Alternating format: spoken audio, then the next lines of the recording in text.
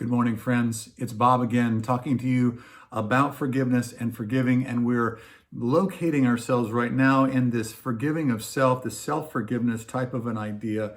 And that is that we are trying to walk out of the wrong ideas about ourselves, about our destiny, about our future, and start to agree with God. Now, our self bitterness and unforgiving, our unforgiving thoughts and feelings toward ourselves will keep us out of God's perception, of God's good perceptions and his thoughts about you. His thoughts about you are tender, they're good, they're love. And that's how he sees you. We need to get out from under this kind of specter of self-recrimination, of self-hatred, of self-loathing, of self-harm, all those different kinds of things, and then stop agreeing with the accuser, the accuser of the brethren, the enemy, and all of his different kind of very clever, very well-engineered ways of making us and helping us not think about ourselves and about everything the way that God sees it. But then I want to challenge us today, because once you've forgiven yourself and once you've released yourself, let's say after an epic fail, I've had plenty of those in my life, and I've had to actually negotiate these things with God and with myself in the mirror. And one of the things that I've found is that you can stop agreeing with the enemy, with the evil one, in terms of his influence and his lies and his accusations, but that's not enough. That you actually have to start agreeing with what God says about you. I love the way that Jesus does this in the temptation in the wilderness, where the enemy is actually coming at him. If you are the Son of God, his identity is being attacked from a number of different sort of assail points. And as Jesus is being attacked, what Jesus responds with is what God says. It is written. It's sort of like the ultimate lightsaber.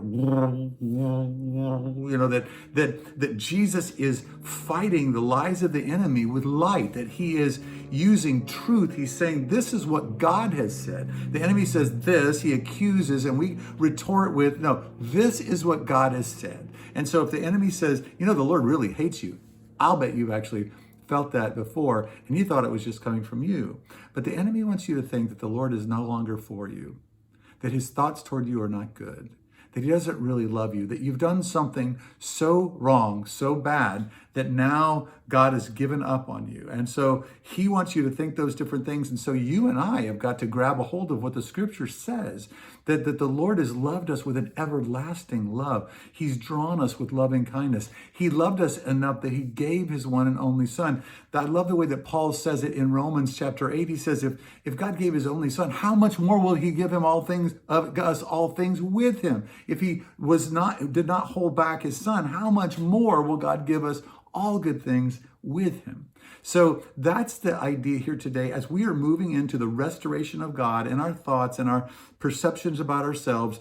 Having forgiven ourselves, having come out of agreement with the enemy, we need to then agree with God and what God says about us. As we do that, we move into this beautiful land of freedom. We move into this beautiful land of joy. And this is God's best for you. This is what God has for you. So I asked yesterday, how much are you agreeing with the enemy? I'm asking you today, how much are you agreeing with what God says about you? And do you know what God says about you?